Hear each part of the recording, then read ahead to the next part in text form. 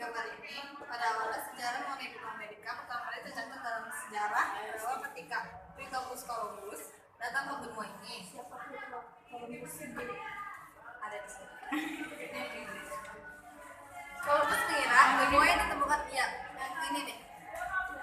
Mengira bahwa benua yang ditemukan ini adalah benua India.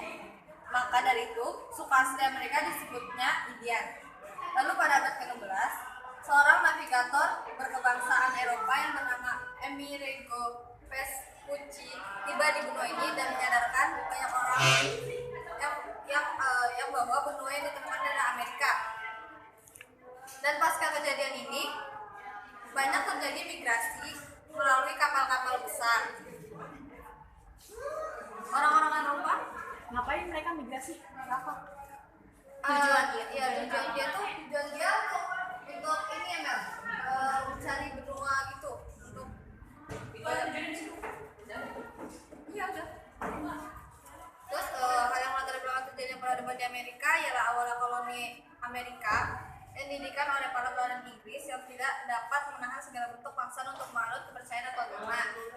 Nah, Raja Inggris memaksa rakyatnya untuk menganut agama Kristen dan melarang agama lain untuk dianut.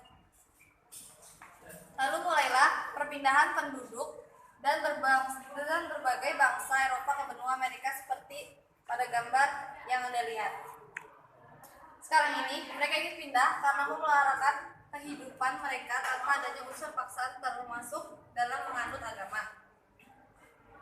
Pada benua baru ini, koloni sebutan bagi para imigran Eropa melaksanakan ajaran agama dan norma-norma Protestan.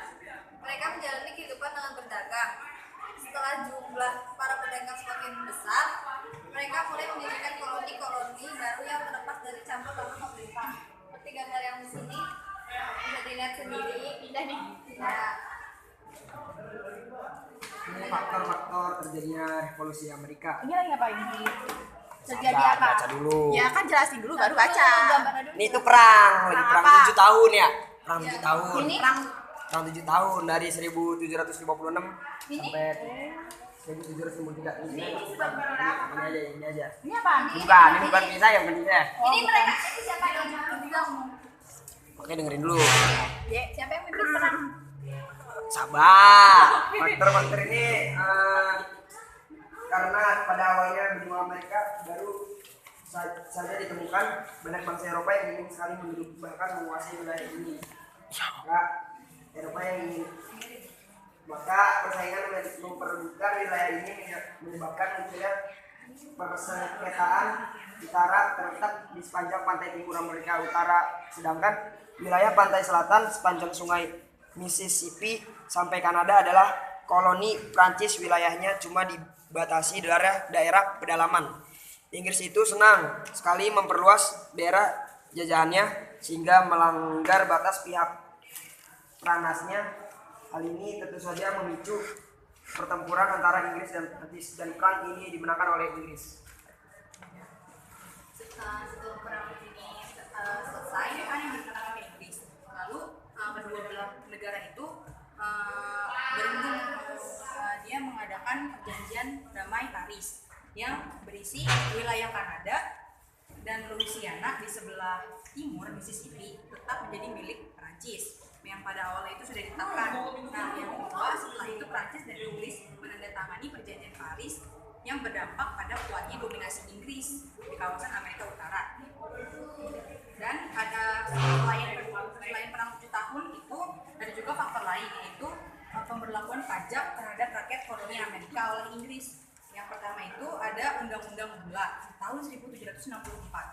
Pajak terhadap setiap impor gula kaum koloni yang kedua kaum koloni Amerika. Yang kedua ada Undang-Undang Material tahun 1765, yaitu isinya itu pemberlakuan bahwa material terhadap segala sesuatu atau dokumen resmi yang dikeluarkan koloni Amerika.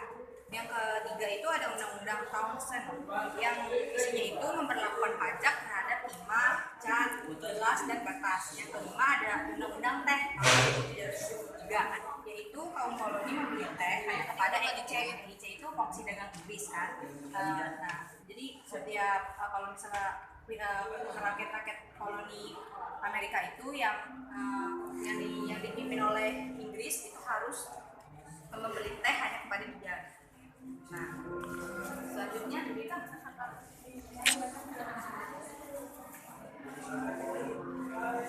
adanya paham kebebasan dalam enggak, ini belum. Lagi dia baca dulu. koloni Inggris di Amerika tidak didirikan oleh pemerintah Inggris, tapi ditetapkan oleh pelarian dari Inggris yang mendapatkan tekanan agama, sosial, ekonomi, dan politik. Koloni menyatakan bahwa mereka adalah manusia merdeka yang membangun koloni di dunia baru. Paham kebebasan koloni bertentangan dengan paham pemerintah Inggris yang menganggap bahwa daerah koloni adalah penjajahan. Hal ini didasarkan pada Perjanjian Paris 1763. Adanya paham kebebasan dalam perdagangan, kaum koloni juga menganut paham kebebasan dalam perdagangan. Itu bertentangan dengan paham pemerintah Inggris yang merasa berkuasa atas koloni Amerika. Oleh karena itu, pemerintah Inggris yang merasa berkuasa memerintahkan agar hasil bumi dari daerah koloni harus dijual kepada negara Indukannya. indukannya. Sebaliknya, penduduk koloni diwajibkan pemerintah Inggris hanya memberikan barang-barang hasil industri negara induk saja. Kaum koloni menentang peraturan yang bersifat mengawali dan mendampinginya adanya kebebasan dagang. Jadi yang ini adalah salah satu faktor-faktor revolusi Amerika juga. Ini nama peristiwanya The Boston Tea Party. Jadi apa yang dimaksud The Boston Tea Party itu? Jadi ini tuh sebab khususnya terjadinya revolusi Amerika. Jadi Inggris itu kan dia itu berdagang teh kan ya di kongsi dagangnya di Inggris itu. Jadi pada tahun 1773 di pelabuhan Boston namanya, pemerintah Inggris memasukkan teh-tehnya ke kapal-kapal besar ini kan. Kapal-kapal besar ini setelah dimasukkan, lalu pada malam harinya itu pihak koloni Amerika yang sebenarnya sudah geram gitu, ditindas terus sama Inggris, harus dilakukan segala macam pajak atau gas lainnya, itu dia ingin membalas dendam dengan cara menumpahkan atau membuang semua teh-tehnya yang ada di ini, yang ada di dalam ini, dibuang ke laut Boston. Nah, setelah itu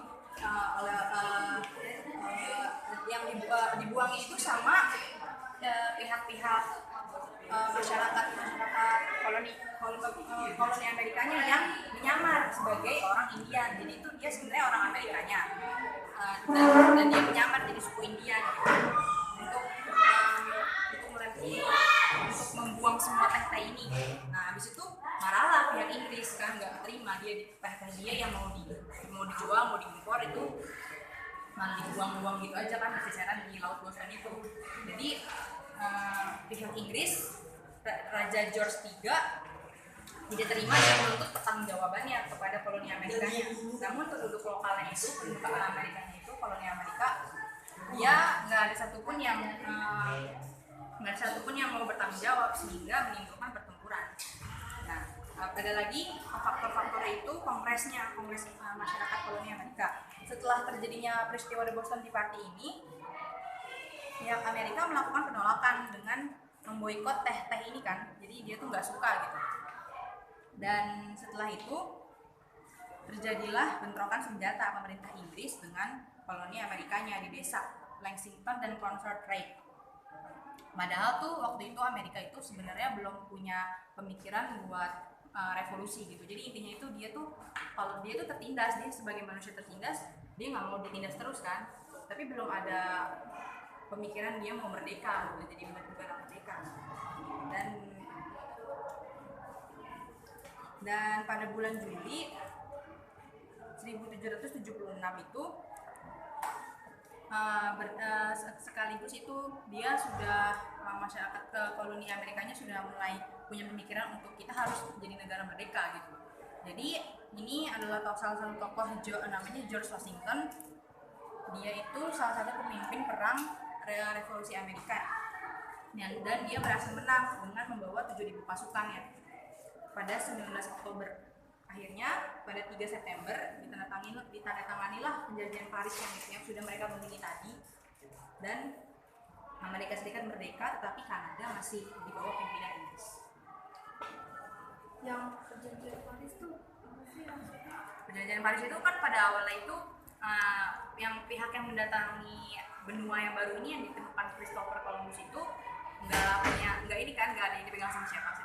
Lalu bangsa Eropa mulai ke benua itu dan dia ingin menguasai menduduki gitu istilahnya. Jadi bangsa yang datang itu Inggris sama Prancis. Nah, mereka berdua itu membuat kesepakatan. Jadi yang di sebelah selatan itu punya Prancis, yang di sebelah selatan ya punya Inggris, yang di sebelah utara itu punya Prancis karena Kanada kan. Jadi Kanada punya dia gitu. Jadi gitu. Dan setelah itu kalau Inggris kan motifnya itu kalau ingin menjajah itu dia mencari kejayaan kan dulu. Jadi kalau dia itu mencari kejayaan jadi dengan memperluas daerah jajahannya. Jadi udah memperluas tapi kena batas yang udah dijanjikan awalnya sama mereka berdua gitu. Jadi pihak Paris marah, jadi dia harus memperhatikan lagi. Udah nih. Dampaknya lagi selain itu apa lagi? Dampak revolusinya itu pengaruhnya itu pastinya muncul sebuah negara baru, negara Amerika. Jangan kelamaan, nggak cukup. Yaudah. Negara ya. Terima kasih. Ya.